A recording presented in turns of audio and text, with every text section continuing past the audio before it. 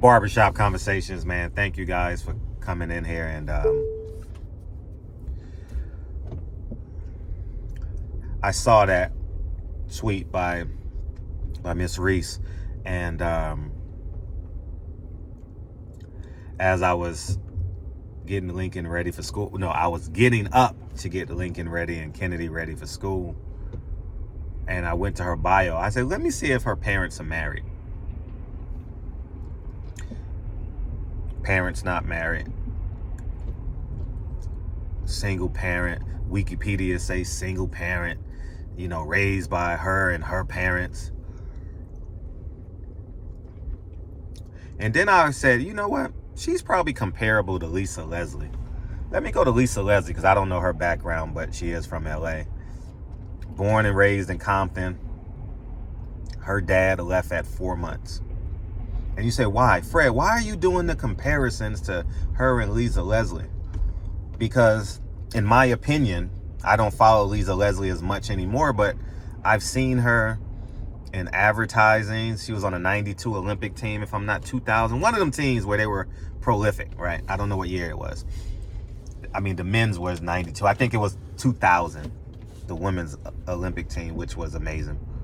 I think. I don't know. You guys correct me if I'm wrong.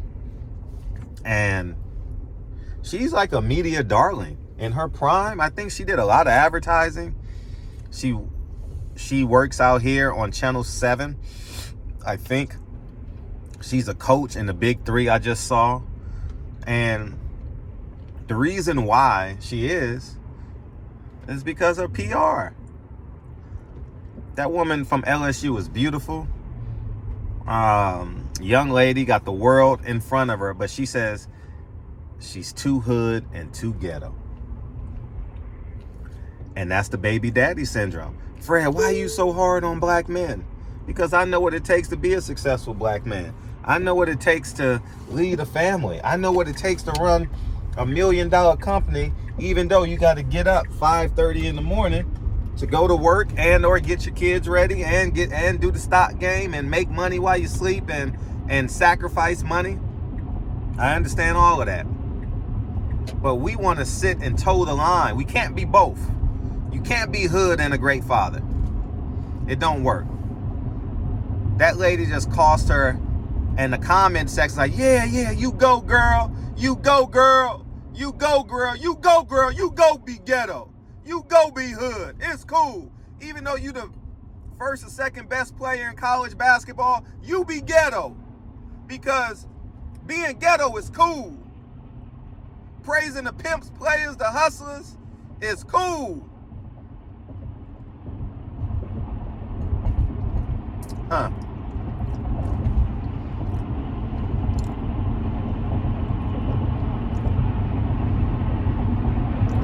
No father. You say, Fred, what's the problem? Black father is not marrying the woman. Wherever there's a black father, the family is black, right? That's just the reality because you're the leader. You can marry a white woman. You can have a baby with a white woman, me, Asian woman, you black man, you black woman.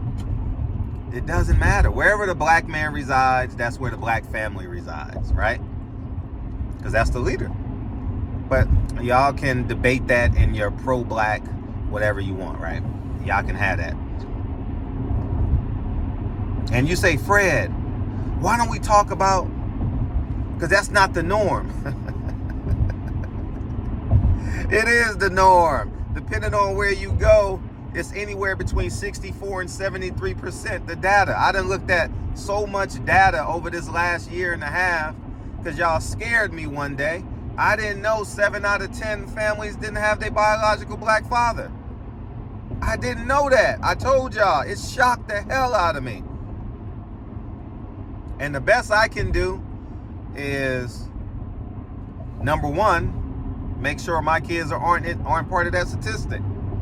And number two, encourage the young men and women that's going to listen to this video and encourage them to don't have babies if you don't see that woman burying you.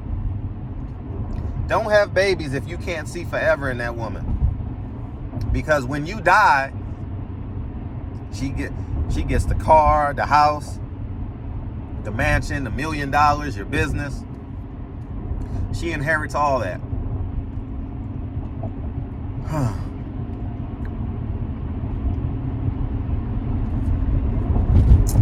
And I'm going to stay hard. Matter of fact, I'm going to go even harder. Boxing is cool. I use Al Heyman's name to wake y'all up and talk about something else most of the time. And y'all don't even understand what the hell I'm doing because y'all stupid baby daddies. And all y'all care about is the name. I'm going to start using Elijah Muhammad. It's February, too. Savior's Day. Nation of Islam about to be popping. Oh, we going to get back all this month. February, next month. Oh, yeah, we back on that.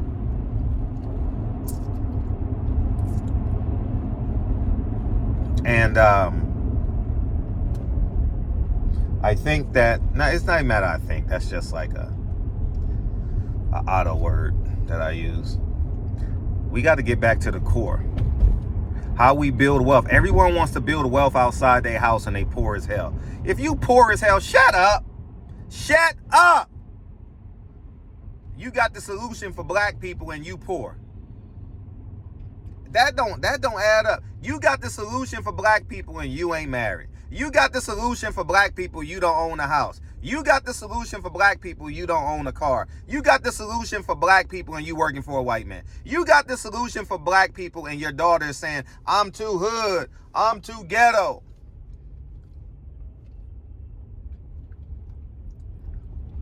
Y'all say, Fred, what if it's your child? My child will never do it. Lincoln, I don't like saying my. I don't own any human being. Lincoln and Kennedy would never do it. We're not raising them that way. What if this? What if that? That's what poor people say. What if it was this? What if it was that? You know what wealthy and self-confident people say? Well, I got 2 assets. You got 2 assets. Let's put them together and and let's create 8 assets. That's what wealthy people, it's a different mindset. My self-belief is always at 100. Y'all talk about it's not on me, it's in me. How about your self-confidence? How about fatherhood? Is it just on you?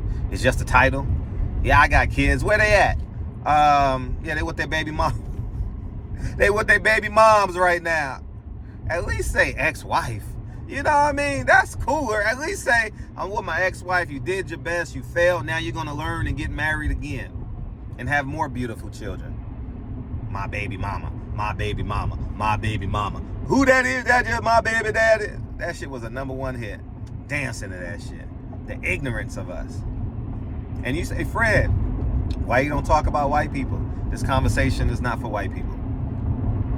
I'm talking to black men. I'm not talking about how much money you make, what type of job you have, what type of business you own.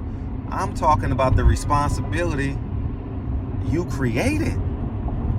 You created. You always talk about Bloods and Crips and essays, Puerto Ricans, Dominicans, and the white man. The white man created this problem. You created that child. So the white man is holding you back. So why bring a child into this world and complain about the white man? It's just simple math, simple common sense. Y'all read more books than me. Y'all smarter than me. Show the results. I always say, what's the results? I don't care. You can do A, B, C, D. If you say you can score 30 points a game, well, I'm going to pass you the ball. You say you shoot 90% from the free throw line, well, I want to see what happens when you get fouled. You say you run a 4.3 40? Well, I'm going to put you at wide receiver. You telling me. I want to see it. That's why I don't fall for Ponzi schemes. Motherfucker call you on the phone and be like, hey, I can turn $10 into $1 million. No, that's why y'all fall for it. You don't need no money. Man, that's like 1 in a billion. You don't need no money to make money. Man, please. You don't need no gas in the car to go nowhere either. You can just put water in it. No, matter of fact, you can pray. You can pour water in the engine. That's why they still in existence and they making tons and tons of money, man. You tell people the truth, they call you a liar. Oh, Fred, you lying, man. you this, you that. I'm telling y'all the game. I'm giving y'all the real. You create it, you take care of it. You create it, you're responsible for it. Marry that woman. And then you know what baby daddy say? Oh, you too independent.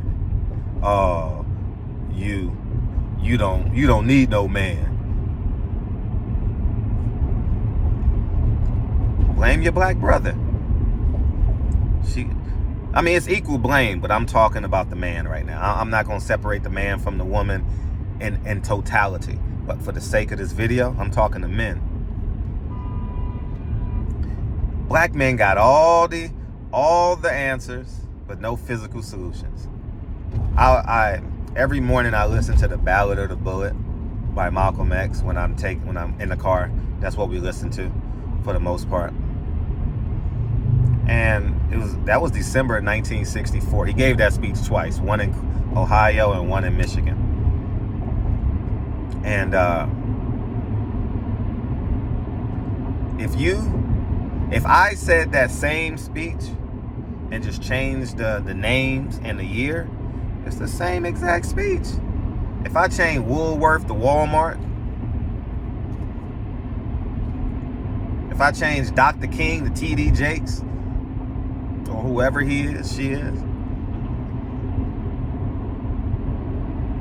you know what I mean? And two, I always want to pay honor to the men that's doing the right thing, working hard, loving the family. You married that woman. And I stand by this. 30% of your income needs to be owned by your last name. And you need to have $50,000 saved up because you're going to get fired, laid off, or retired. It's going to happen. All right? That $50,000 will hold you over, and that 30% income that you're making, if you cut all the fat off your life, that can sustain you for a year, 2 years, until you get back on top and find, or I would suggest create the business after you get fired, laid off, or retired. Create the business that you desire. I stand on that. Own 30% of your income, have $50,000 saved in the bank, and own your house. That should be that's the baseline. And that's attainable. You know how I know that's attainable? Because I had nothing. And I already know there's going to be 100, 200 baby daddies in the comment section disagreeing with this video. Oh, you this, you that. No, I'm not this or that. It took discipline. I had no discipline as a child. I had nobody to hold me accountable. My mom couldn't really hold me accountable. It was on me. What's she going to do, hit me? Hit me for 13 seconds and the other 23 hours, 59 minutes, and 43 seconds of my life? It's on me. But that's why you got to rear the child, I wonder how many opportunities were blown or how underdeveloped I was not having a father. I wonder. We'll never know. But what we're not going to know is Lincoln never going to have to ask that question. Hell no. Kennedy not going to have to ask that question. Dre ain't going to ask, I wonder what it'll be like to raise my kids with a father and a husband. Nah, that'll never happen. I'm committed. But this woman, as I digress and close out this video, she lost millions of dollars of potential advertising because she's too hood and too ghetto.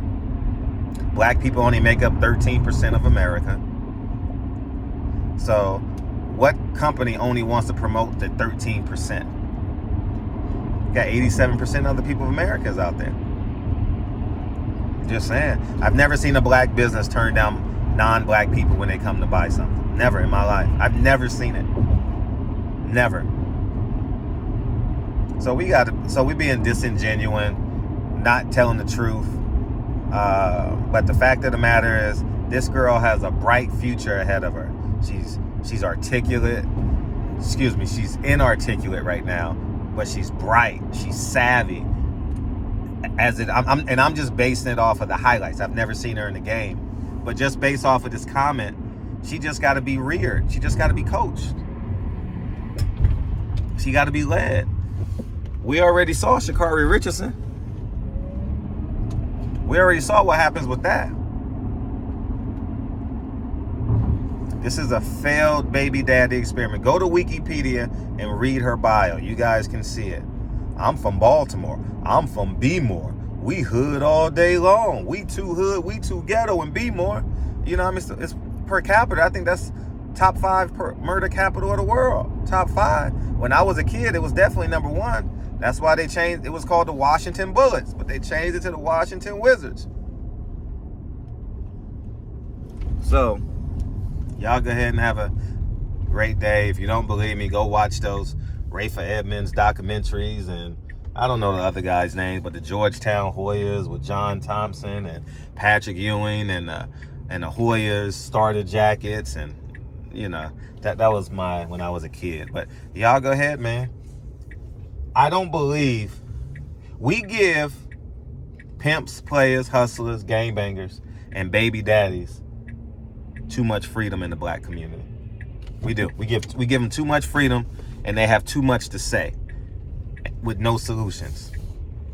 That's a separate video on its own. The black community gives baby daddies, bloods, crips, gang members, and pimps too much power in the black community. Too much power. So I'm gone, man. Y'all have a great day. Barbershop Conversations. I'm going to work. It's 8:08 in the morning. I'm going to work. And I work full time 2 days a week, and from 9 to 1:30. That's a full day for me. And I pick Lincoln up at 2:30, and that's my day. Then go get Kennedy.